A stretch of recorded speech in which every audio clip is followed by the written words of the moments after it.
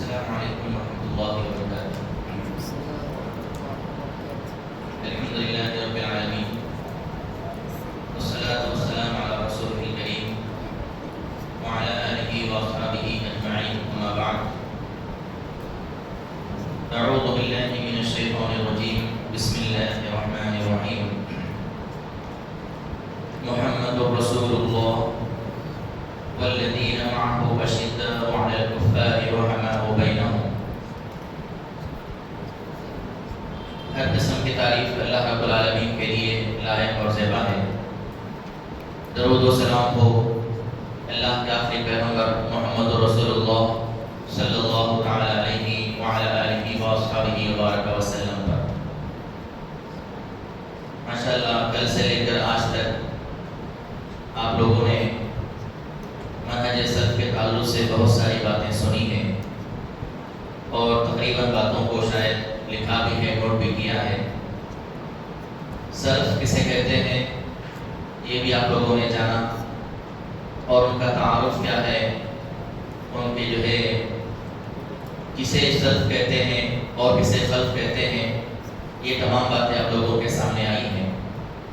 میرا جو آج کا عنوان ہے، بنیادی عنوان وہ ہے منہج سلف کی بعض نشانیاں۔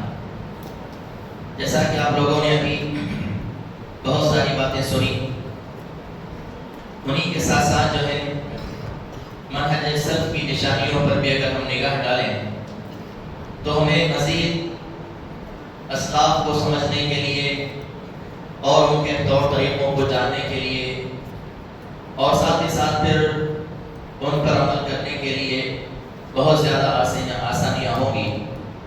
اسی لیے منہج سلف کی نشانیوں کو بھی اور ان کے علامات کو بھی جاننا، سمجھنا اور ان کو جو ہے اچھی طرح سے ذہن نشین کرنا، یاد رکھنا، یہ بھی ہمارے لیے ضروری ہے۔ اور یہ جو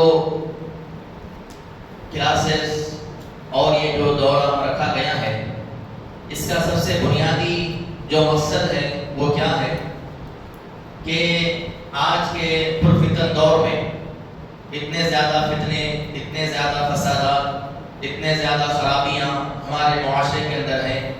کہیں پر سوشل میڈیا کے ذریعے ہے، کہیں پر عوام الناس کے درمیان میں ہے، کہیں پر کچھ الگ الگ فتنے، الگ الگ فسادات، بے شمار بدعات، بے شمار خرافات، رسم و رواج، یہ تمام چیزیں آج دنیا کے اندر موجود ہیں جس کو ہم دیکھ رہے ہیں۔ اور اللہ کے رسول صلی اللہ علیہ وسلم نے اپنے فرامین میں ارشاد فرمایا کہ یأتی علی الناس زمان، لوگوں پر ایک ایسا زمانہ آنے والا ہے یا لوگوں پر ایک ایسا زمانہ آئے گا کہ اس زمانے میں جو ہے دین پر استقامت کے ساتھ جمے رہنا یا دین پر عمل کرنا ایسا ہی ہوگا کالقابض علی الجمر، جیسے کہ کوئی آدمی اپنے ہاتھ میں آگ کے انگارے کو پکڑتا ہے۔ جس طرح آگ کے انگارے کو، آگ کے جو ہے شعلے کو اپنے ہاتھ کے اندر پکڑنا، اپنے ہاتھ میں لینا مشکل ہے اور تکلیف کا مسئلہ ہے، ایسا ہی معاملہ اس زمانے میں دین پر عمل کرنے والوں کے لیے ہوگا۔ کیوں؟ اس لیے کہ مختلف قسم کے فتنے اور فسادات دنیا میں رونما ہوں گے اور دین پر چلنا بہت زیادہ مشکل اور کٹھن ہو جائے گا۔ اسی مناسبت سے یہ دورہ رکھا گیا تاکہ آپ لوگوں کو جو ہے ان تمام فتنوں سے اور فسادات سے، بدعات و خرافات سے، رسم و رواج سے بچایا جا سکے۔ اور ان تمام چیزوں سے بچنے کا ذریعہ کیا ہے؟ سب سے پہلا ذریعہ قرآن مجید کی تعلیمات کو حاصل کرنا۔ جو قرآن مجید کو پڑھتا ہے، قرآن مجید کو سمجھتا ہے، قرآن مجید کے آیات پر، قرآن مجید کے احکامات پر غور و فکر کرتا ہے، وہ فتنوں سے اور فسادات سے بچ سکتا ہے۔ دوسرا، فتنوں اور فسادات سے بچنے کا ذریعہ، بدعات و خرافات سے بچنے کا ذریعہ، رسم و رواج سے بچنے کا ذریعہ اللہ کے رسول صلی اللہ علیہ وسلم کی احادیث اور آپ کے تعلیمات ہیں۔ جو اللہ کے رسول صلی اللہ علیہ وسلم کی تعلیمات کو، آپ کے جو ہے ارشادات کو اور آپ کے ذریعے آنے والی احادیث کو سمجھتا ہے، پڑھتا ہے اور ان میں جو باتیں بتائی گئی ہیں ان باتوں کو اچھی طرح یاد رکھ کے اس پر عمل کرتا ہے، وہ بھی فتنوں سے اور فسادات سے بچ سکتا ہے۔ تیسرا جو طریقہ ہے فتنے اور فسادات سے بچنے کا وہ یہی ہے کہ ہم جانیں ہمارے بزرگوں نے، ہمارے اسلاف نے کیسا عمل کیا، ان کی نشانیاں کیا تھی اور ان لوگوں کا طور طریقہ کیا تھا، وہ لوگ دنیا کے معاملات میں کیسا اپنے آپ کو پیش کرتے تھے، دنیا میں کسی قسم کے فساد اور فتنے آتے تو ان کے ساتھ کیسا جو ہے وہ لوگ رویہ اختیار کرتے اور کس طریقے سے اس کو جو ہے دور کرتے، اسی مناسبت سے یہ دورہ رکھا گیا ہے تاکہ آنے والے فتنوں کا ہم شکار نہ ہو، ہمارا دین سلامت رہے، ہم اپنے دین پر استقامت کے ساتھ رہیں، اور اگر ہم ایمان والے ہیں تو ایمان والوں کے لیے اللہ رب العالمین نے کیا انعام بتایا ہے؟ جو لوگ ایمان پر رہیں گے، عمل صالح اختیار کریں گے، نیک عمل کریں گے، ان کا مقام اور مرتبہ کیا ہے؟ اللہ کے پاس بہت زیادہ مقام اور مرتبہ ہے، ان کے لیے انعام و اکرام کیا ہے؟ اللہ رب العالمین کی رضامندی ہے، اللہ رب العالمین کی خوشنودی ہے اور جنت میں داخلہ ہے۔ تو اسی مناسبت سے یہ رکھا گیا ہے، آپ لوگ اس پورے کے پورے دورے کو جو ہے اچھی طرح سے سنتے رہیں اور تمام نکات کو جو ہے نوٹ کرتے رہیں۔ تو میرے آج کا جو اس دورے کا عنوان ہے بنیادی، وہ ہے منہج سلف کی 5 نشانیاں۔ بہت ساری علامتیں ہیں، بہت ساری نشانیاں ہیں، لیکن 5 نشانیوں کو انشاءاللہ آپ حضرات کے سامنے جو ہے بیان کیا جائے گا۔ سب سے پہلی منہج سلف یا اسلاف کی جو نشانیوں میں سے سب سے پہلی نشانی کی بات آتی ہے، وہ ہے ثابت قدمی، اپنے دین پر استقامت کے ساتھ جمے رہنا، ثابت قدمی کے ساتھ دین پر عمل کرنا، یہ اسلاف کی سب سے بنیادی علامت اور سب سے بنیادی نشانی ہے۔ حضرت حذیفہ بن یمان رضی اللہ تعالیٰ عنہ فرماتے ہیں کہ بے شک کھلی گمراہی یہی ہے کہ تم جو ہے تمام غلط کاموں کو، تمام منکرات کو اچھا سمجھو اور اچھے کاموں کو غلط سمجھنے لگو، اور دین کے معاملات میں جو ہے تذبذب کا شکار ہو جاؤ۔ تذبذب کسے کہتے ہیں کہ ہم یہ کریں یا یہ کریں، ہمارے فلاں مولانا ایسا کہتے ہیں، فلاں مولانا ایسا بتاتے ہیں، فلاں مفتی صاحب ایسا کہتے ہیں، فلاں مفتی صاحب ایسا کہتے ہیں، تو پھر ہم دین کے معاملات میں کس کی بات کو سنیں؟ یہ باتیں آج کل آتی ہیں، لوگ اس طرح کی باتیں کرتے ہیں، ایسے سوالات کرتے ہیں، ارے مولانا آپ نے ایک بات بتائی، وہ فلاں صاحب نے پوچھا تھا، انہوں نے ایسا کہا تھا، وہ فلاں نے ایسا کہا تھا، تو پھر آخر ہم کس کی بات کو لیں؟ تو اسلاف کا طور طریقہ کیا تھا کہ سب سے پہلے وہ لوگ دین کے معاملات میں ثابت قدمی کا مظاہرہ کرتے ہوئے ہر معاملے کو جو ہے اللہ کی کتاب پر لوٹا دے اور اللہ کے رسول صلی اللہ علیہ وسلم کی تعلیمات پر لوٹا دے۔ تو سب سے پہلی علامت اسلاف کی جو ہے وہ ہے دین کے اوپر ثابت قدمی کے ساتھ عمل کرتے رہنا اور سنت کو جو ہے لازم پکڑے رہنا۔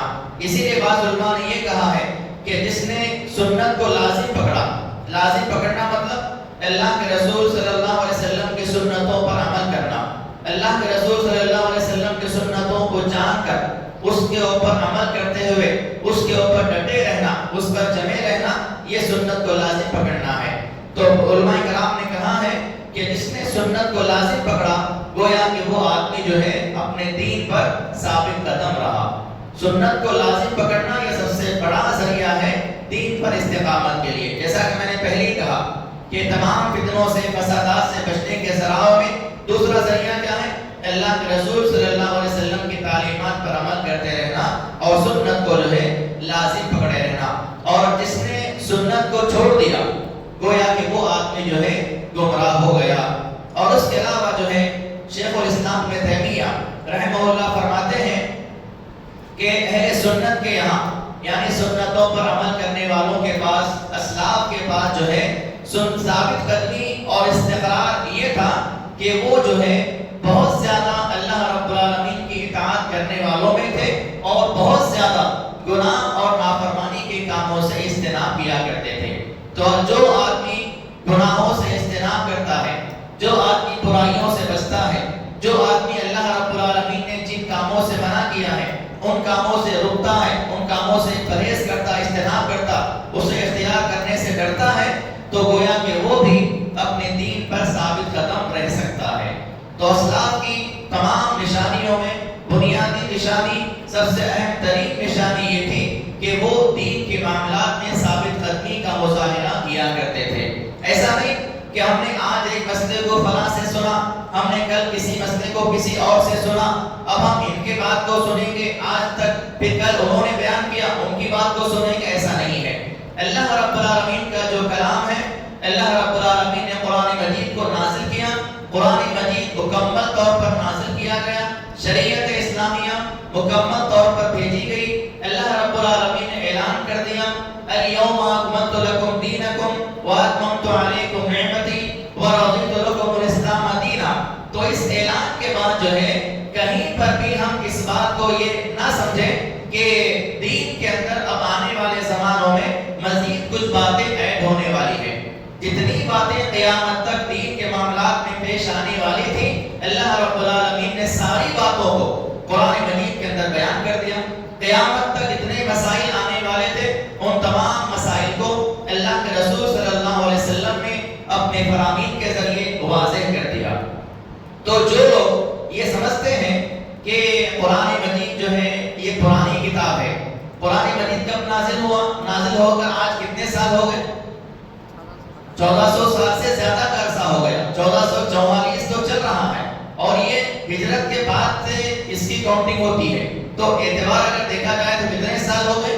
1454، بلکہ 56 57 58 1458 سال ہو چکے ہیں قرآن مجید کی ابتدا ہو کر قرآن مجید نازل ہو گئے، اور قرآن مجید کمپلیٹ ہو کے کتنے سال ہو گئے؟ 1434 سال ہو چکے ہیں۔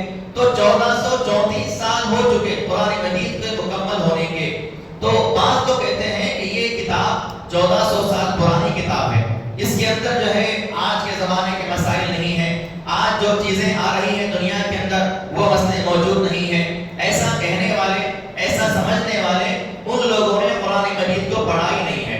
اگر قرآن مجید پڑھتے، قرآن مجید کی آیات پر غور کرتے، قرآن مجید کے ترجمے پہ غور کرتے، قرآن مجید کے احکامات پر، فرامین پر غور کرتے، تو انہیں معلوم ہوتا کہ ہر چیز، ہر آنے والا مسئلہ جو بھی قیامت تک آتا رہے گا، سارا کا سارا معاملہ، سارے کے سارے مسائل قرآن مجید کے اندر موجود ہیں۔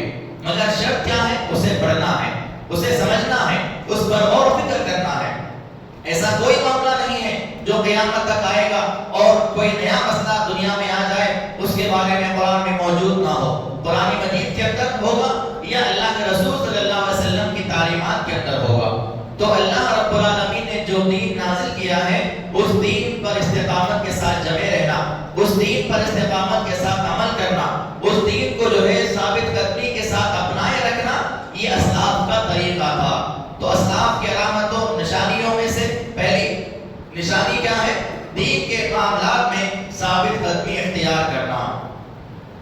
اس کے علاوہ دوسری نشانی سلف صالحین کی، اسلاف کی یہ تھی کہ وہ جو ہے عقیدے کے معاملات میں اختلاف نہیں کرتے تھے۔ مسائل میں اختلاف ہوتے تھے، معاملات میں اختلاف ہو سکتے ہیں، لیکن عقیدے کی جہاں تک بات آ جائے، عقیدہ کسے کہتے ہیں؟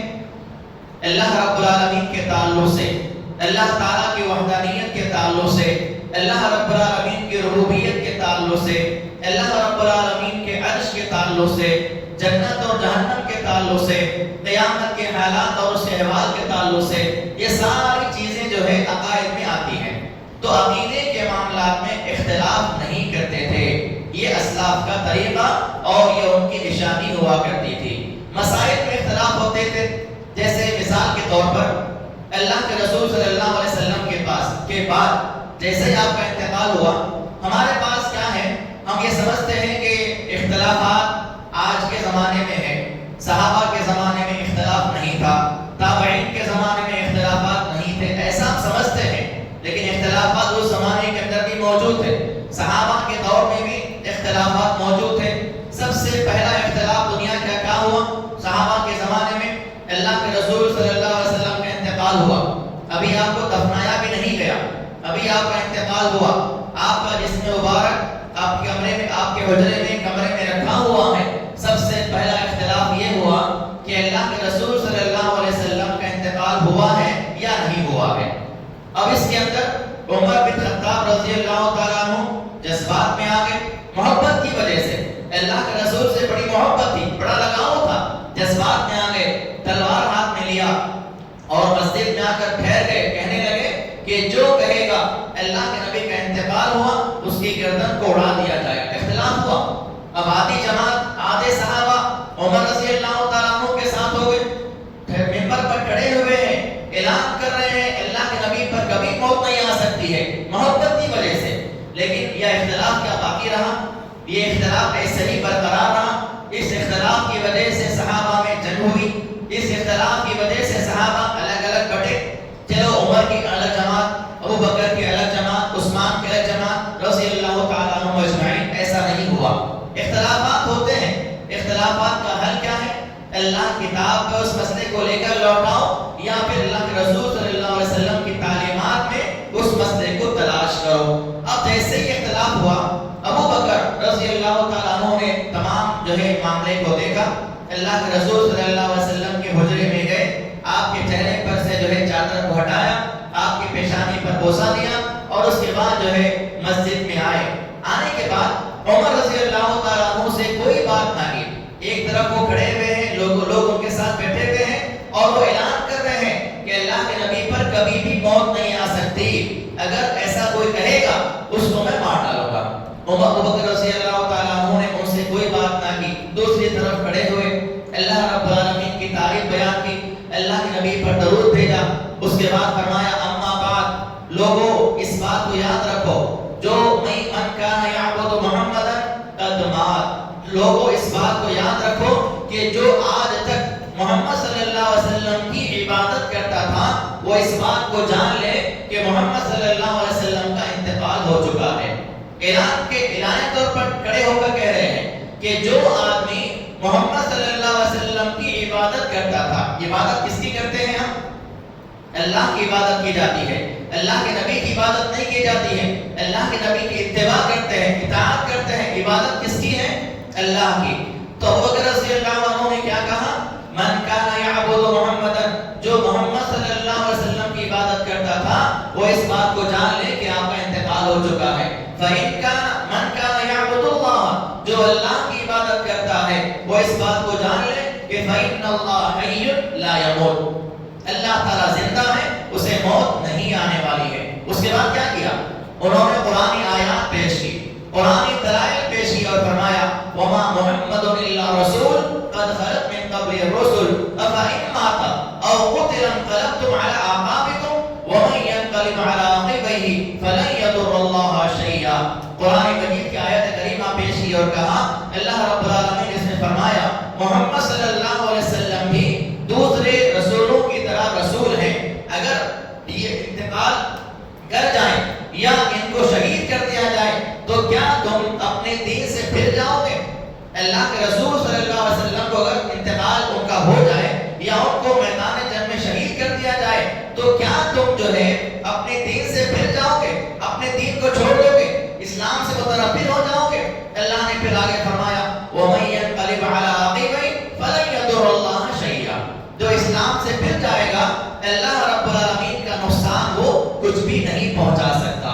اس آیت کریمہ کے سننے کے بعد عمر رضی اللہ عنہ کا غصہ ٹھنڈا ہوا اور وہ کہنے لگے مجھے ایسا معلوم ہوا کہ یہ قرآن مجید کی آیت شاید آج ہی نازل ہوئی ہے، جبکہ قرآن کب نازل ہوا؟ اللہ کے نبی کے زمانے میں نازل ہوا۔ اللہ کے رسول صلی اللہ علیہ وسلم کے انتقال کے بعد قرآن کا آنا، وحی کا سلسلہ آنا بند ہو گیا، لیکن عمر رضی اللہ عنہ وہاں پر کیا کہہ رہے ہیں؟ مجھے ایسا معلوم ہوا کہ گویا کہ یہ قرآن مجید کی آیت آج ہی نازل ہوئی ہے۔ جیسے قرآن پڑھا گیا غصہ ٹھنڈا ہو گیا، ابو بکر رضی اللہ عنہ کی بات کو مان لیا اور خاموش ہو گئے۔ تو اختلافات ہوتے ہیں، اختلافات مسائل میں ہوتے ہیں، اختلافات دین کے باتوں میں ہوتی ہیں، کوئی کچھ کہتا ہے کوئی کچھ کہتا ہے۔ مثال کے طور پر ایک آدمی جماعت کے ساتھ نماز چل رہی ہے، جماعت کے ساتھ نماز میں آدمی جو ہے آگے شامل ہوتا ہے اور امام صاحب کس حالت میں ہے؟ رکوع کی حالت میں ہے، امام صاحب رکوع کی حالت میں ہے، کوئی مسجد میں آ رہا ہے، آنے کے ساتھ ہی نماز میں شامل ہو رہا ہے، امام پہلے سے رکوع میں موجود ہیں، اب وہ کیا کرے گا آنے والا؟ بتائیے آپ لوگ کیا کرتے ہیں عام طور پر؟ اگر امام صاحب رکوع میں ہے اور آپ مسجد میں داخل ہو رہے ہیں، آپ کے صف میں کھڑے ہوئے آنے کے ساتھ ہی کیا کریں گے؟ سب سے پہلے تکبیر تحریمہ کہیں گے، ہاتھ باندھے، اس کے ساتھ ہی رکوع میں چلے جائیں گے۔ آپ نے سورہ فاتحہ نہیں پڑھا، آپ نے ثنا نہیں پڑھی، آپ نے ضم سورہ نہیں پڑھا، نہ آپ نے امام کے ساتھ سنا، آپ سیدھا مسجد میں آئے، امام صاحب آلریڈی رکوع میں ہیں اور آپ سیدھے شامل ہوئے جماعت کے اندر، آپ نے تکبیر تحریمہ کہنے کے ساتھ ہی آپ رکوع میں چلے گئے۔ اب اس میں دو علماء کی جو ہے باتیں ہیں، بعض علماء کی جماعت کہتی ہے کہ جو اس حالت میں رکوع میں آ کے شامل ہو جائے اس کی وہ رکعت نہیں ہوگی، اسے وہ رکعت دوبارہ ادا کرنا پڑے گا۔ بعض علماء کہتے ہیں کہ اس کی وہ رکعت ہو جائے گی۔ دونوں کے پاس دلائل موجود ہیں، تو اختلافات ہمیشہ سے رہے ہیں، اختلافات ہمیشہ سے ہوتے ہیں۔ احادیث کو سمجھنے کے معاملات میں، احادیث کو جاننے اور اپنے سمجھ اور اپنی پرکھ کی وجہ سے جو ہے اختلافات ہوتے ہیں، لیکن اختلافات کی وجہ سے آپس میں بٹ جانا، اختلافات کی وجہ سے آپس میں گروہ بندیاں کر لینا، جماعتیں بنا لینا، الگ الگ ٹولیاں بنا لینا، میں ان کو نہیں مانتا، میرا یہ مسئلہ ہے، وہ مسجد میں نہیں جاتا، وہاں پر ایسے ایسے میرے دشمن لوگ رہتے ہیں، یہ کبھی بھی صحابہ نے نہیں کیا، اسلاف نے کبھی بھی ایسا نہیں کیا۔ اختلافات جہاں پر آئے، اللہ نے کتاب میں تلاش کیا، نبی کی فرامین میں تلاش کیا، مسئلے کا حل نکالا اور معاملے کو ختم کر دیا۔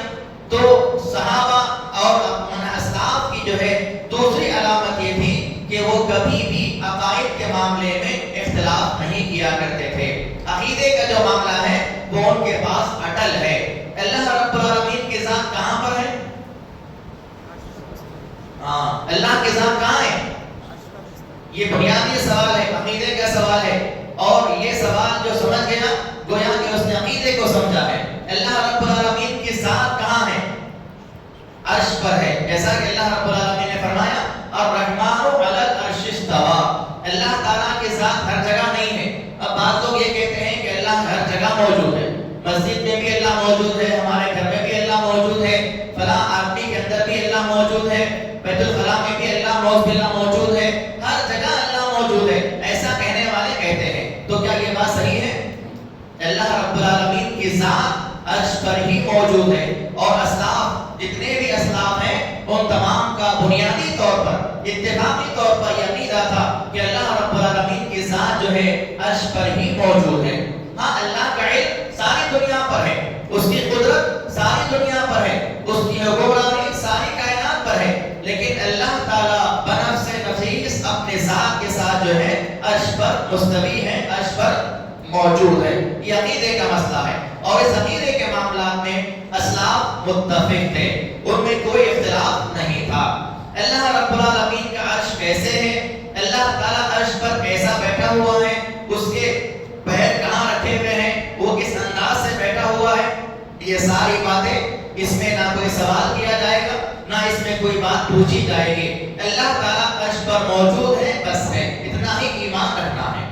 نہ اللہ کے عرش کے بارے میں کوئی سوال کیا جائے گا، نہ اللہ کی کیفیت کے بارے میں کوئی سوال کیا جائے گا، نہ اللہ رب العالمین کی ذات کے متعلق جو ہے کوئی سوال کیا جائے گا۔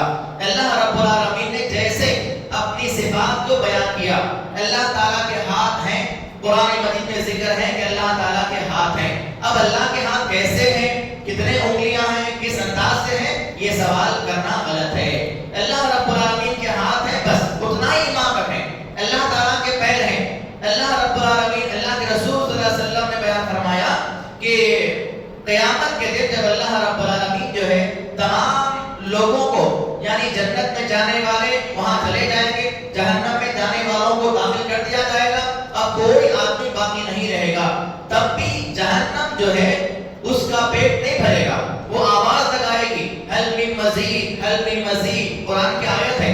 اللہ رب العالمین اس وقت کیا کرے گا؟ اللہ کے نبی نے فرمایا کہ اللہ تعالیٰ اس وقت جو ہے اپنے پیر کو جہنم میں داخل فرمائے گا۔ تو اس حدیث میں کیا معلوم ہوا کہ اللہ تعالیٰ کے پیر ہیں۔ جب اس کا پیر جہنم میں داخل کیا جائے گا، جہنم کہے گی کہ اللہ اب میرا پیٹ بھر گیا ہے۔ اللہ تعالیٰ کی پنڈلی بھی ہے، پنڈلی جو یہ ہوتی ہے، یہ اللہ کی پنڈلی بھی موجود ہے، جس کا تذکرہ قرآن مجید میں موجود ہے۔ یوم یکشف عن ساق ویدعون الی السجود، کہ اللہ رب العالمین جس دن اپنی پنڈلی کو دکھائے گا، کھولے گا، اس دن لوگوں کو اس کی طرف بلایا جائے گا سجدہ کرنے کے لیے۔ تو دنیا میں جو لوگ نمازیں نہیں پڑھتے تھے، وہاں پر ان کی پیٹھ جو ہے تختے کے مانند ہو جائے گی، اور وہاں پر وہ لوگ جھک نہیں پائیں گے۔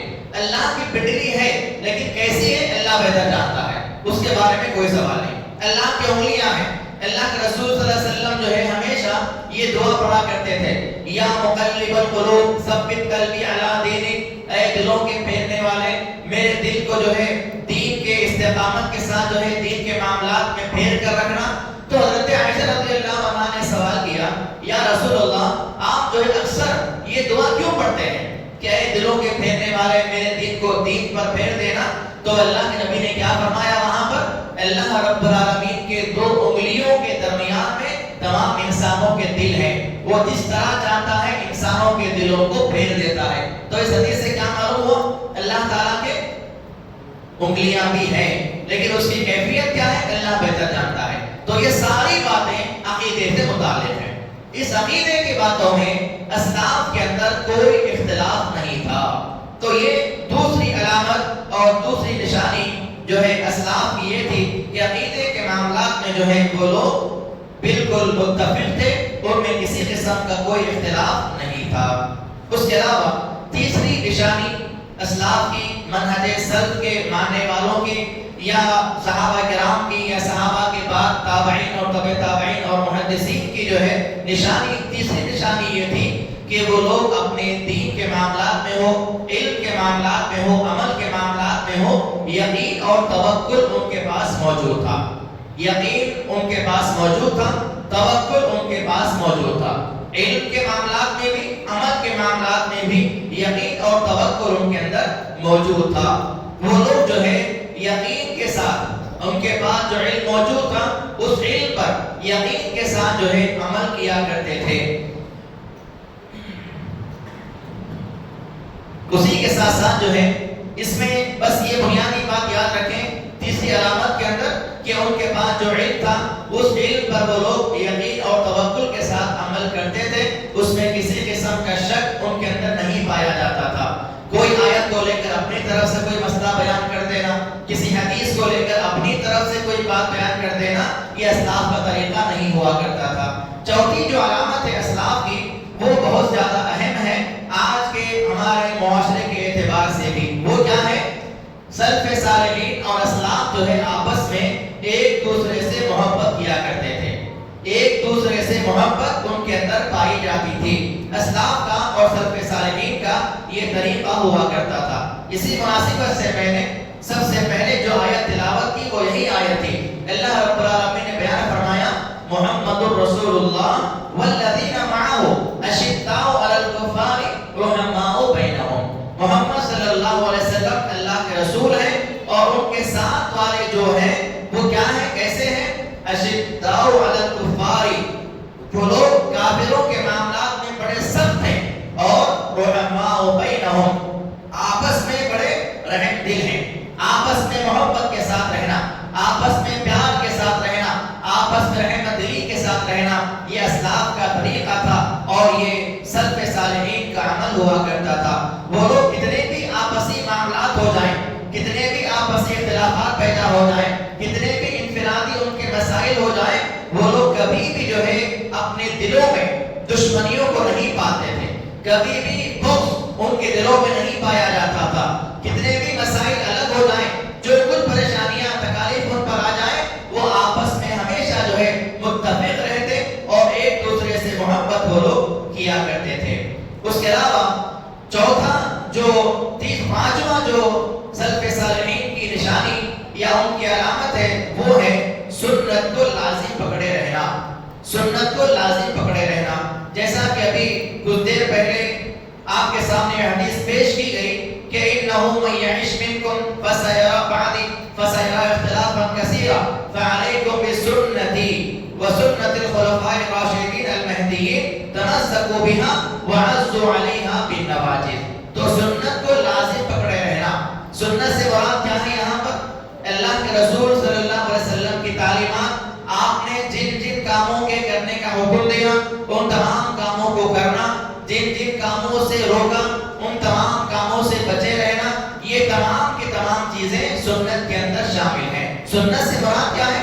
طریقہ، اللہ کے رسول صلی اللہ علیہ وسلم کا طریقہ، آپ کا عمل، آپ کا طور طریقہ، آپ کا رہن سہن۔ جس طرح اللہ رب العالمین نے قرآن مجید میں بیان فرمایا لَقَدْ كَانَ لَكُمْ فِي رَسُولِ اللَّهِ أُسْوَةٌ حَسَنَةٌ، کہ تحقیق تمہارے اندر اللہ کے رسول صلی اللہ علیہ وسلم کی زندگی جو ہے بہترین نمونہ ہے. یہ نمونہ اللہ رب العالمین نے کیوں کہا؟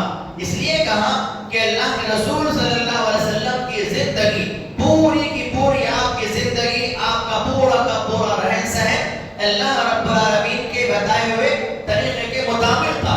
اور اس طریقے کے مطابق جو آپ علیہ السلام کا طور طریقہ، آپ کا رہن سہن تھا، اسی کو سنت کہا جاتا ہے. تو ایک مسلمان کے لیے، ایک مومن کے لیے یہ ضروری ہے کہ وہ ہمیشہ اللہ کے رسول صلی اللہ علیہ وسلم کی جو ہے طور طریقوں کو، آپ کے رہن سہن کو اختیار کرتے رہیں.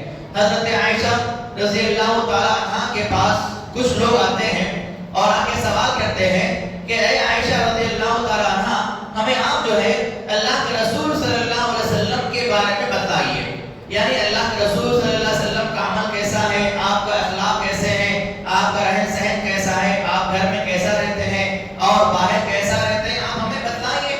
تو حضرت عائشہ رضی اللہ تعالیٰ عنہ نے ایک ہی جواب دیا. ان سے پہلے پوچھا کہ کیا تم قرآن نہیں پڑھتے؟ ان لوگوں سے سوال نے کیا کیا؟ ان سے بھی سوال کیا، پوچھا کہ کیا تم قرآن نہیں پڑھتے؟ کیا تم نے قرآن کو نہیں پڑھا؟ انہوں نے کہا کہ ہاں قرآن تو پڑھتے ہیں. تو فرمایا کہ پورا کا پورا قرآن جو ہے اللہ کے رسول صلی اللہ علیہ وسلم کی زندگی کا نمونہ ہے. اللہ رب العالمین کے سارے احکامات، ساری اللہ کی باتیں جو ہے نبی کا عمل رہا ہے. تو اسی لیے سنت سے مراد اللہ کے رسول صلی اللہ علیہ وسلم کا طریقہ، آپ کی زندگی جو کہ ہمارے لیے نمونہ ہے. اللہ رب العالمین نے ہمارے لیے اس کو نمونہ اور ماڈل بنایا ہے. اور آج مسلمان کس کو فالو کرتے ہیں؟ فالو، نمونہ مطلب کیا ہے؟ کسی کو دیکھ کر ان کا دیکھا دیکھی عمل کرنا، کسی کو فالو کرنا، کسی کو نمونہ یا ماڈل کہا جاتا ہے. ہمارے آج مسلمانوں کے ماڈل کون ہیں؟ ہمارے نمونے کون ہیں؟ ہم کس کو فالو کرتے ہیں؟ دنیا دار لوگوں کو فالو کرتے ہیں. کوئی کسی فلم اسٹار کو فالو کر رہا ہے، کوئی کسی کرکٹر کو فالو کر رہا ہے، کوئی کسی دنیا دار آدمی کو، کامیڈین کو فالو کر رہا ہے، کوئی کسی جو ہے مالدار کو فالو کر رہا ہے، کوئی کسی خوبصورت یا باڈی بنانے والے آدمی کو فالو کر رہا ہے.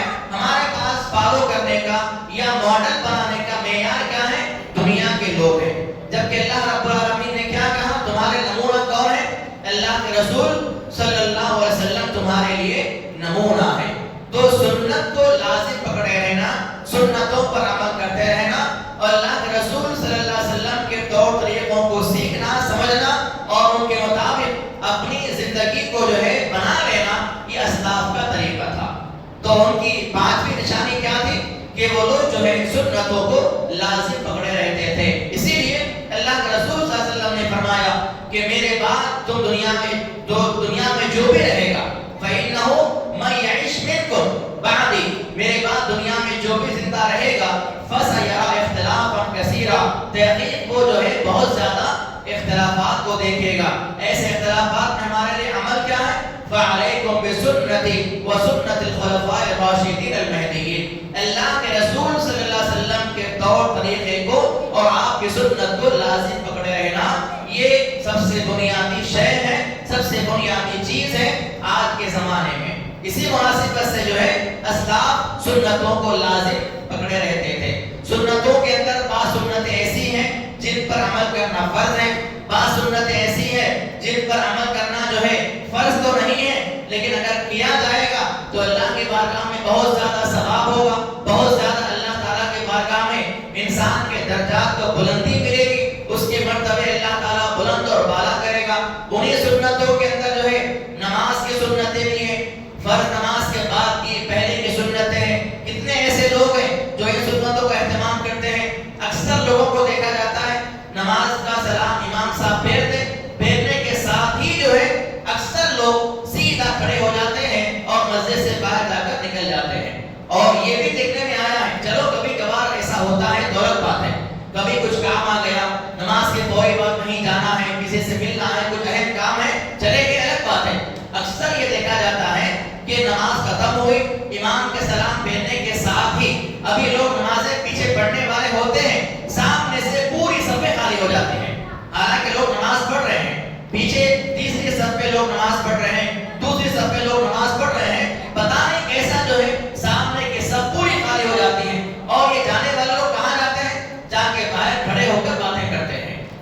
سے جاتے بھی نہیں ہیں، کسی کام کے لیے اٹھے ہیں، بس باہر نکل گئے، ایسا معلوم ہوتا ہے کہ نماز میں ان کا دم پھٹ رہا تھا، کب نماز ختم ہو جائے، کب باہر چلے جائیں۔ سنتوں کا ہمارے پاس کوئی پاس و لحاظ نہیں ہے، یہ سنتیں بھی ہمارے لیے فائدہ مند ثابت ہونے والی ہے۔ کب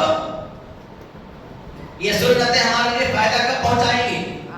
قیامت کے دن۔ کیسے؟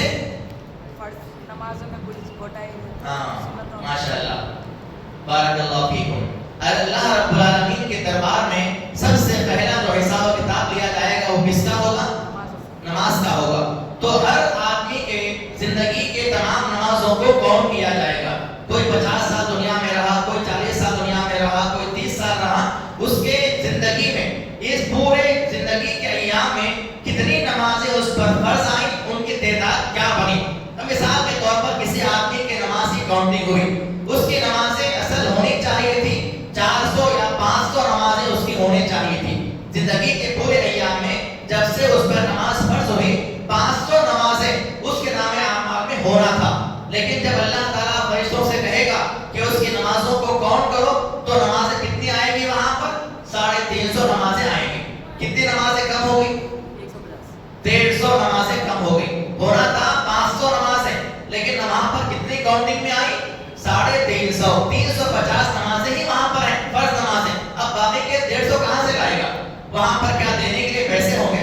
چلو اللہ فرمائے گا کہ نمازوں کے بدلے کچھ پیسے دے دو، ایسا تو نہیں ہونے والا ہے، نہ وہاں پر کوئی اور نیکی کسی سے لی جا سکتی ہے۔ اب وہ 150 نمازیں کہاں سے لائیں گے؟ تب اللہ حکم دے گا کہ اس آدمی کے جو ہے سنت نمازوں کو دیکھو۔ اب ہم نے اگر سنت نمازیں پڑھی ہوگی تو ہمارے نام اعمال کے اندر وہ نمازیں ہوں گی، اور ان نمازوں کو اللہ تعالیٰ جو ہے فرض نماز میں کنورٹ کر کے ان 150 نمازوں کی بھرپائی کرے گا۔ اب سنت نمازیں بھی ہم نے کتنی پڑھی ہیں؟ 100 نمازیں پڑھی ہے، ابھی کتنے باقی رہ گئے؟ اب 50 باقی رہ گئے، وہ کہاں سے لائیں گے؟ پھر اللہ تعالیٰ حکم دے گا فرشتوں سے کہ اس کی نفل نمازوں کو دیکھو۔ نفل نمازیں بھی بڑی اہم ہیں، سنت تو سنت ہے ہی ہے، نفل نمازیں، جیسے نفل نمازیں کس کو کہتے ہیں؟ اب 5 نمازوں کے اندر نفل نماز کب کب بتاؤ؟ فجر کی نماز ہے، فجر کی نماز میں کوئی نفل نماز ہے؟ نہیں ہے، صرف فجر سے پہلے کی 2 سنت ہیں، اس کے بعد 2 فرض ہیں، وہاں پر نفل نماز کوئی بھی نہیں ہے۔ ظہر کی نماز میں چاہے تو ظہر سے پہلے بھی پڑھ سکتے ہیں، چاہے تو فرض کے بعد بھی پڑھ سکتے ہیں، نفل کے لیے کوئی تعداد یا کوئی وقت متعین نہیں ہے۔ ہاں فجر کا معاملہ الگ ہے، اللہ کے رسول صلی اللہ علیہ وسلم کا وہاں پر عمل ہے کہ آپ فرض نماز سے پہلے صرف 2 رکعت سنت پڑھا کرتے تھے، اور فجر کی نماز کے بعد جو ہے سورج کے طلوع ہونے تک، سورج کے نکلنے تک کوئی نماز آپ نہیں پڑھتے تھے۔ سورج کے نکلنے کے بعد نماز پڑھی جاتی ہے، وہ کون سی ہے؟ اشراق کی نماز، چاش کی نماز، وہ کیا ہے؟ سنت ہے یا نفل ہے؟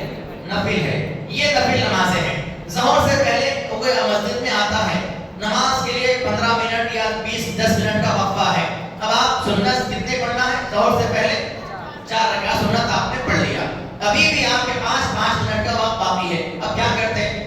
اب بعض لوگ بیٹھ کے دعا کرنے والے دعا کرتے ہیں، قرآن پڑھنے والے قرآن پڑھتے ہیں۔ اگر آپ مناسب سمجھتے ہیں، آپ کے پاس وقت ہے، تو 2 رکعت نفل نماز پڑھ لو، یہی نمازیں آپ کے لیے قیامت میں کام آئیں گی۔ فجر ظہر کی نماز کے بعد پھر مزید آپ کو جو ہے 2 رکعت سنت ہے، اس کے بعد آپ اور چاہیں نفل نماز پڑھنا چاہتے ہیں تو پڑھ لو۔ یہ نفل نمازیں اللہ تعالیٰ قیامت کے دن اس کو بھی فرض نمازوں میں کنورٹ کرے گا، اور ہماری نمازوں کی پوری فرائض کی جو کاؤنٹنگ و گنتی ہوگی اسے اللہ تعالیٰ پورا فرمائے گا۔ اسی لیے اسلاف جو ہے سنتوں کو لازم پکڑتے تھے، چاہے وہ سنت نماز کی سنت ہو، چاہے وہ سنت لباس کی سنت ہو، چاہے وہ سنت کھانے پینے کے معاملات کی سنت ہو، چاہے وہ سنت شادی بیاہ اور نکاح کے معاملات کی سنت ہو، چاہے وہ سنت کاروبار لین دین اور معاملات کی سنت ہو، چاہے وہ سنت لوگوں سے میل جول کی سنت ہو، چاہے وہ سنت جو ہے اخلاق کے ساتھ پیش آنے کی سنت ہو، چاہے وہ سنت جو ہے لوگوں کے ساتھ محبت رحم دلی کرنے کی سنت ہو، چاہے وہ سنت بڑوں کی عزت اور چھوٹوں پر شفقت کرنے کی سنت ہو، یہ تمام سنتوں کا پاس و لحاظ اسلاف رکھا کرتے تھے۔ تو یہ سنت کو لازم پکڑے رہنا یہ اسلاف کا طور طریقہ تھا، اور یہ ان کی علامت یا ان کی نشانی ہوا کرتی تھی۔ کتنے ہو گئے؟ کتنے؟ 500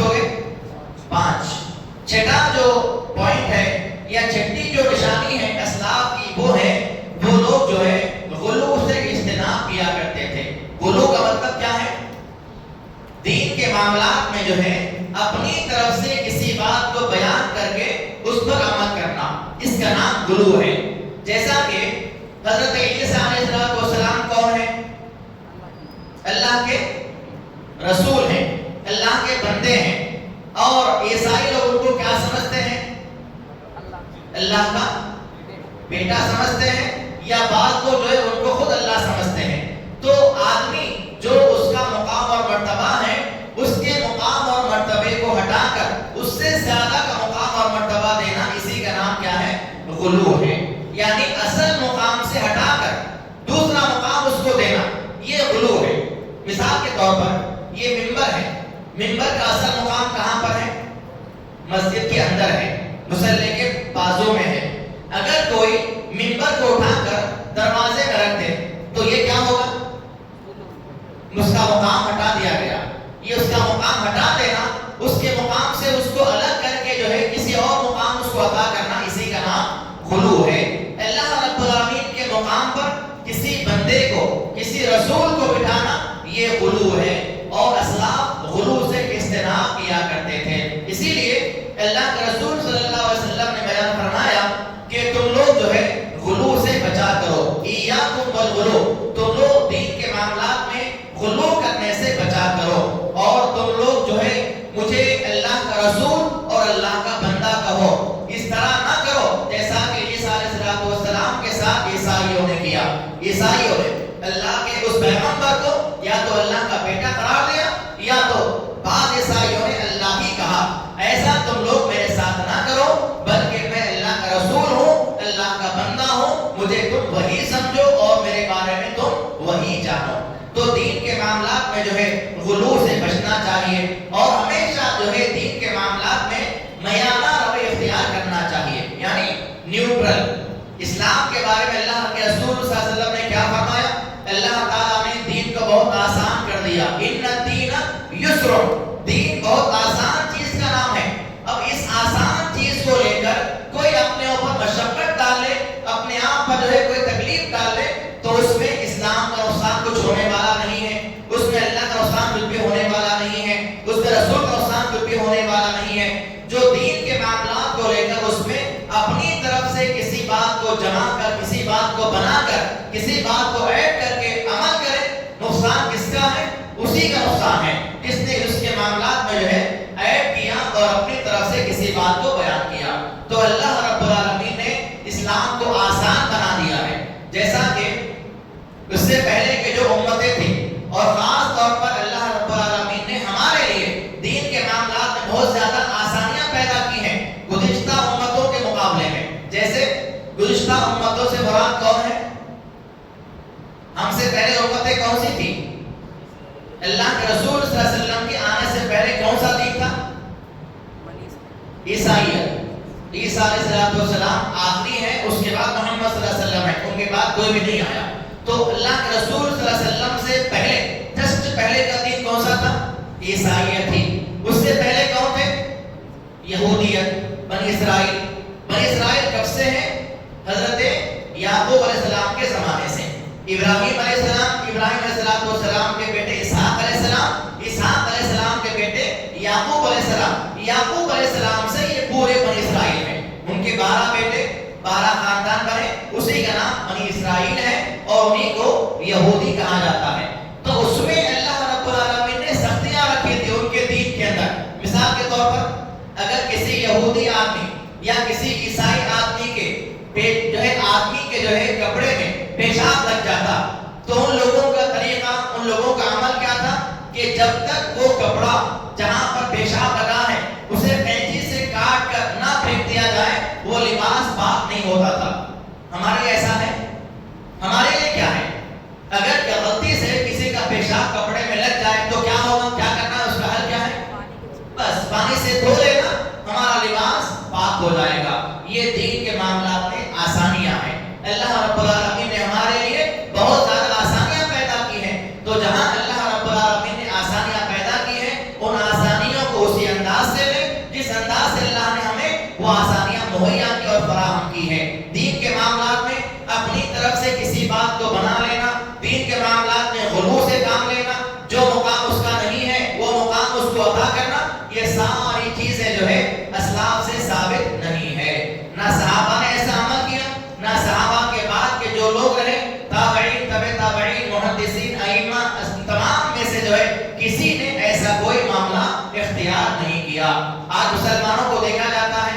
بہت سارے مسلمان اپنے علماؤں کو، اپنے باباؤں کو، مرشدوں کو، پیروں کو جو ہے کیا مقام دیتے ہیں؟ نبی کا مقام دیتے ہیں. بعض تو نبی کے مقام سے بھی اعلیٰ مقام دے دیتے ہیں، اللہ بنا دیتے ہیں. مسلمانوں کا بھی یہ معاملہ ہے. پہلے تو عیسائیوں نے کیا، یہودیوں نے ویسا کیا، لیکن آج وہ ساری چیزیں مسلمانوں کے اندر بھی ہیں. مسلمان سے مراد کیا ہے؟ کلمہ پڑھنے والے. مسلمانوں سے مراد اسلام کا لباس پہننے والے. مسلمانوں سے مراد نمازیں ادا کرنے والے. ان لوگوں کے اندر بھی یہ ساری چیزیں موجود ہیں کہ امام کے مرتبے کو اٹھا کر نبی کے مقام پر رکھ دینا، نبی کے مقام کو اٹھا کر اللہ کا درجہ دے دینا. یہ ساری چیزیں اسلاف سے ثابت نہیں ہے، نہ کبھی کسی سلف صالحین نے ایسا عمل اختیار کیا.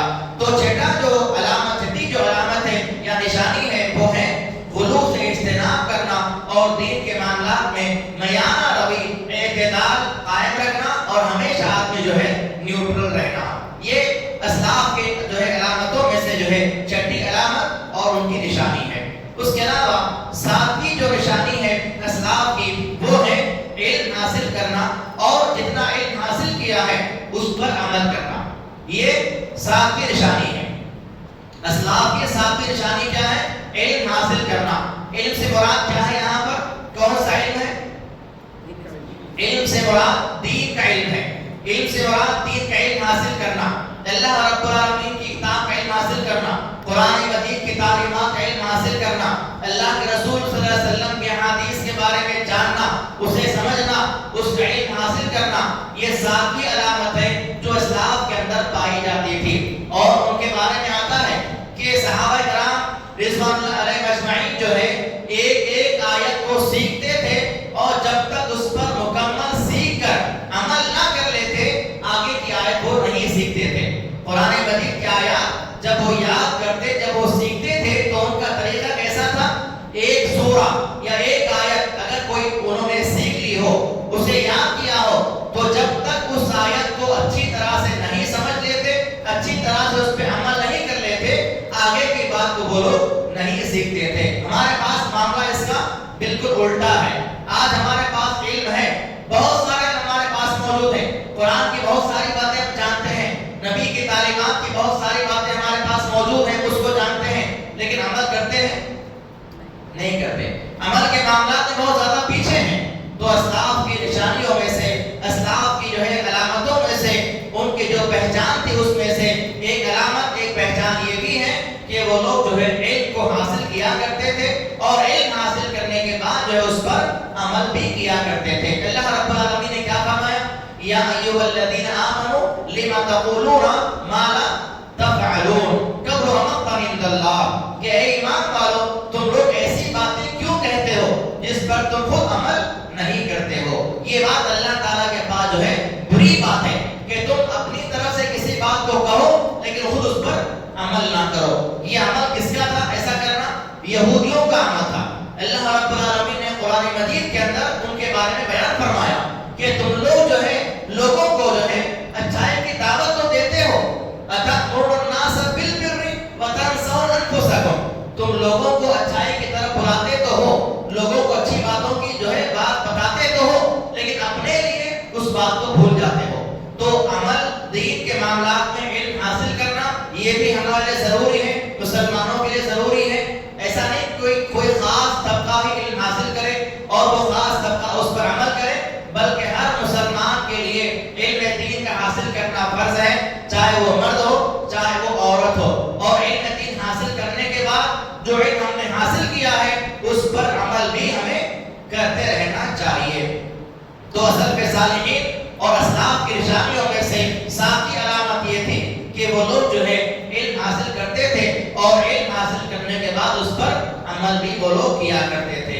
اس کے علاوہ آٹھویں نشانی سلف صالحین کی اور اسلاف کی جو رہی ہے وہ ہے عدل اور انصاف کا رویہ اختیار کرنا، انصاف قائم کرنا. کسی بھی معاملات میں انصاف کا رویہ اختیار کرنا یہ سلف صالحین کی بنیادی نشانیوں میں سے ایک اہم ترین نشانی ہوا کرتی تھی. اللہ رب العالمین نے قرآن بیان فرمایا کہ اے ایمان والو تم لوگ انصاف کا رویہ اختیار کیا کرو، اعدلوا انصاف کیا کرو، هو اقرب للتقوى. انصاف کا رویہ بہت زیادہ قریب ہے۔ انصاف کس معاملے میں ہے؟ اولاد کے معاملے میں انصاف کرنا، کسی کے ساتھ جو ہے اپنے اقربا کے معاملے میں انصاف کرنا، بیوی بچوں کے معاملات میں انصاف کرنا، علماء کی تعظیم کے معاملے میں انصاف کرنا، بچوں کی تربیت کے معاملے میں انصاف کرنا، یہ انصاف کا جو معاملہ ہے ہر ایک پر لاگو ہوتا ہے۔ ایسا نہیں کہ کوئی بڑا آدمی ہے، کوئی ذمہ دار ہے، کوئی بڑا جو ہے کسی مقام کا اہم عہدے پر فائز ہے، کسی بڑے منصب پر، کسی بڑے پوسٹ پر ہے، وہی انصاف کرے، باقی لوگ انصاف نہیں کرے۔ انصاف کا معاملہ تمام لوگوں کے ساتھ ہے، تو انصاف کرنا، عدل کا رویہ اختیار کرتے رہنا، یہ بھی سلف صالحین کی علامتوں میں سے اور ان کی علامتوں اور نشانیوں میں سے یہ بنیادی نشانی ہوا کرتی تھی۔ عمر رضی اللہ تعالیٰ عنہ کے بارے میں آتا ہے کہ ان کے دور خلافت میں بیت المقدس فتح ہوا، مسلمان صحابہ بیت المقدس تک گئے، انہوں نے بیت المقدس کو فتح کر لیا۔ اب بیت المقدس فتح تو ہو گیا، لیکن جس کے ہاتھ میں بیت المقدس کی کنجیاں تھی، اس کا مطالبہ کیا تھا کہ میں یہ کنجیاں جو ہے تمہارے خلیفہ کے ہاتھ میں ہی دوں گا، اس کا مطالبہ تھا۔ مسلمانوں نے اس بات کو مان لیا، ٹھیک ہے، اپنے خلیفہ کو اطلاع دیتے ہیں، ہمارے خلیفہ آئیں گے، ان کو تم چابیاں دے دینا۔ لہذا بیت المقدس سے ایک قافلہ، ایک جو ہے تیز رفتار سوار عمر رضی اللہ تعالیٰ عنہ کے پاس پہنچتا اور ان سے سارا ماجرا بیان کرتا ہے، کہتا ہے کہ ہم نے بیت المقدس فتح تو کر لیا ہے، لیکن اس کی جو کنجیاں ہیں، وہ کنجیاں دینے والے کا مطالبہ یہ ہے کہ وہ کنجیاں آپ کے ہاتھ پہ ہی وہ دینا چاہتا ہے۔ لہذا عمر رضی اللہ تعالیٰ عنہ وقت کے بہت بڑے خلیفہ، بہت زیادہ آپ کے دور خلافت میں اسلام بہت زیادہ پھیل گیا تھا، اسلام کو فتوحات نصیب ہوئی، ایران ملک کو بڑے بڑے ایران اور روم جیسے بڑے بڑے بادشاہ جو ہے ان کے دور خلافت میں اسلام کے سائے میں آ گئے تھے، یہاں تک کہ بیت المقدس بھی فتح ہو گیا۔ عمر رضی اللہ تعالیٰ عنہ کی زندگی بہت زیادہ سیدھی سادی تھی۔ انہوں نے کیا کیا، ایک سواری ساتھ میں لی، اونٹ یا گھوڑا تھا، سواری کو ساتھ میں لیا اور ایک غلام کو اپنے ساتھ میں رکھا۔ اب مدینے سے روانہ ہوئے۔ یہ بات طے پائی مدینے سے نکلتے وقت کہ آدھا راستہ جو ہے غلام سواری پر بیٹھے گا اور سوار جو ہے اس کے نگیل پکڑ کر چلنے والے کون ہوں گے؟ عمر بن خطاب رضی اللہ تعالیٰ عنہ وقت کے خلیفہ ہیں، وقت کے بادشاہ۔ خلیفہ مطلب کیا ہے؟ وقت کے بادشاہ، ساری اسلامی حکومت کے بڑے بادشاہ ہیں وہ، اور ان کا رویہ کیا ہے، انصاف کیا ہے کہ انہوں نے کہا اپنے غلام سے کہ آدھا راستہ تم سواری پر بیٹھو گے، آدھا راستہ میں سواری پر بیٹھوں گا۔ لہٰذا یہ بات طے پائی۔ مدینے سے جب سواری نکلی اور سب سے پہلے عمر رضی اللہ تعالیٰ عنہ جو ہے سواری پر سوار ہوئے اور وہ غلام جو ہے اس کی رسی پکڑ کر آگے آگے چل رہا ہے، راستہ طے ہو رہا ہے، سفر طے کیا جا رہا ہے، یہاں تک کہ جب آدھا راستہ طے کر لیا تو اپنے وعدے کے مطابق عمر رضی اللہ تعالیٰ عنہ جو ہے سواری سے نیچے اتر آئے، غلام کو سوار کیا، غلام سواری پر سوار ہوا۔ اب عمر بن خطاب رضی اللہ تعالیٰ عنہ دیکھیے اتنے بڑے وقت کے حاکم، اتنے بڑے وقت کے بادشاہ، وقت کے خلیفہ ہیں، اور ایک معمولی غلام کو سواری پر سوار کر کے جو ہے اونٹ کی رسی کو کھینچتے ہوئے جا رہے ہیں۔ آج ایسا کوئی کرتا ہے؟ تھوڑا سا اگر ہمارے پاس عہدہ آ جائے، تھوڑا سا پوسٹ آ جائے تو ہمارا تکبر بہت زیادہ آسمان پہ بڑھ جاتا ہے، لیکن عمر رضی اللہ تعالیٰ عنہ کا انصاف دیکھیے، بات پہلے طے پائی تو ہو گیا معاملہ، اب غلام سواری پر سوار ہے اور عمر رضی اللہ تعالیٰ عنہ جو ہے سواری کی نکیل پکڑ کر آگے بڑھتے جا رہے ہیں، یہاں تک کہ بیت المقدس کی جو وہاں کا شہر کی نشانیاں تھی وہ ظاہر ہونے لگی، یعنی بالکل قریب آ گیا شہر، اس کی نشانیاں، اس کے گھر نظر آنے لگے۔ اب غلام کہتا ہے اے امیر المومنین، آپ جو ہے وقت کے خلیفہ ہیں، اب میں نیچے اتر جاتا ہوں، آپ اس پہ سوار ہو جائیے، کہیں لوگ مجھے خلیفہ نہ سمجھ بیٹھے۔ عمر رضی اللہ عنہ نے کہا کہ نہیں، انصاف کا تقاضا یہ ہے کہ ہماری جو بات طے پائی ہے وہ بات ویسے ہی قائم رہے گی، بیت المقدس آنے تک اب سواری پر تم ہی سوار رہو گے۔ لہذا جیسے ہی بیت المقدس قریب آ گیا، سارے لوگوں نے منظر دیکھا، صحابہ بھی ہیں جو عمر رضی اللہ عنہ کو پہچانتے ہیں اور وہاں کے لوگ بھی ہیں جنہوں نے عمر رضی اللہ عنہ کو دیکھا نہیں ہے، وہاں کے رہنے والے صرف نام سنا ہے عمر رضی اللہ تعالیٰ عنہ کا، دیکھا کسی نے نہیں ہے۔ اب سارے کے سارے وہاں کے لوگ سمجھ رہے ہیں کہ جو آپ نے سواری پر اب صحابہ عمر رضی اللہ عنہ کے پاس آتے ہیں اور آئے سنی کے ساتھ کہتے ہیں کہ یا خلیفہ اے ابو المومنین آپ جو ہے سواری پر سوار ہو جائیے. انہوں نے کہا کہ نہیں، ہمارا یہ معاملہ، یہ بات طے پائی ہے اور اسی میں انصاف ہے کہ اب غلام ہی سواری پر سوار رہے گا. سارا ماجرا جب لوگوں نے دیکھا تو اسی وقت جو ہے کئی لوگوں نے اسلام قبول کیا بیت المقدس کی سرزمین پر. اور اس کے بعد وہاں کے جس کے پاس ان کی چابیاں تھی، انہوں نے ان چابیوں کو جو ہے عمر بن خطاب رضی اللہ تعالیٰ عنہ کے حوالے کیا. تو انصاف کی جہاں تک بات آتی ہے، سلف صالحین جو ہے عدل اور انصاف کے اندر بہت زیادہ کھڑے تھے. وہ لوگ ہمیشہ جو ہے ہر معاملات میں انصاف کا رویہ اختیار کیا کرتے تھے. تو سلف صالحین کی نشانیوں میں اور ان کی علامتوں میں سے ایک بنیادی علامت یہ بھی ہوا کرتی تھی کہ وہ لوگ عدل اور انصاف کیا کرتے تھے. چاہے معاملات کچھ بھی ہو جائیں، اپنے ہوں پرائے ہوں کچھ بھی ہو، انصاف کی جہاں پر بات ہے وہاں پر انصاف ہونا ہی ہونا ہے. ایک مرتبہ حضرت زبیر بن عوام رضی اللہ تعالیٰ عنہ اور ایک انصاری صحابی کے بارے میں اپنے کھیت کے بارے میں اختلاف پیدا ہوا. انصاری صحابی کا کھیت ہے اور اسی کے ساتھ ساتھ زبیر بن عوام رضی اللہ تعالیٰ عنہ کے ان کا بھی کھیت ہے. تو پانی کے بارے میں، جیسے کھیتوں میں پانی جو ہے سیراب کیا جاتا ہے، کھیتوں میں پانی جو ہے نالیوں کے ذریعے لایا جاتا ہے، پر اس معاملے میں دونوں میں اختلاف پیدا ہوا، جھگڑا پیدا ہوا اور دونوں اللہ کے نبی کی بارگاہ میں گئے. زبیر بن عوام رضی اللہ تعالیٰ عنہ کون ہے؟ اللہ کے نبی کے پھپھیرے بھائی ہیں. زبیر بن عوام رضی اللہ تعالیٰ عنہ جو ہے اللہ کے نبی کے پھپھیرے بھائی ہیں، پھپھو کے بیٹے ہیں. اور دوسری طرف انصاری صحابی ہیں. دونوں جو ہے کھیت کے معاملات میں اللہ کے نبی کی بارگاہ میں جاتے ہیں اور سارا معاملہ سناتے ہیں. اللہ کے رسول صلی اللہ علیہ وسلم نے ساری باتوں کو سنا اور سننے کے بعد جو ہے انصاف کے ساتھ فیصلہ کیا کہ اب یہ جو معاملہ ہے یہ زبیر بن عوام رضی اللہ عنہ کے حق میں جاتا ہے. یہ سن کر انصاری صحابی نے ایسا کہا کہ اللہ کے رسول صلی اللہ علیہ وسلم نے جو ہے اپنے بھائی کی وجہ سے یہ فیصلہ دیا ہے. یہ بات سننا تھا. اللہ نبی کے چہرے پر غصے کے آثار نمایاں ہوئے اور اللہ رب العالمین نے ساتوں آسمانوں سے آیت کریمہ کو نازل فرما دیا اور کہا کہ فلا وربک لا یؤمنون حتی یحکموک فیما شجر بینہم. وہ آدمی جو ہے مومن نہیں ہو سکتا جو اپنے معاملات میں بھی جو ہے آپ کے فیصلے کو تسلیم نہ کرے. تو اللہ کے رسول صلی اللہ علیہ وسلم کا معمول، آپ کا طریقہ کار یہ تھا کہ اپنے ہو یا پرائے ہو انصاف کے ساتھ جو ہے فیصلہ کیا کرتے تھے.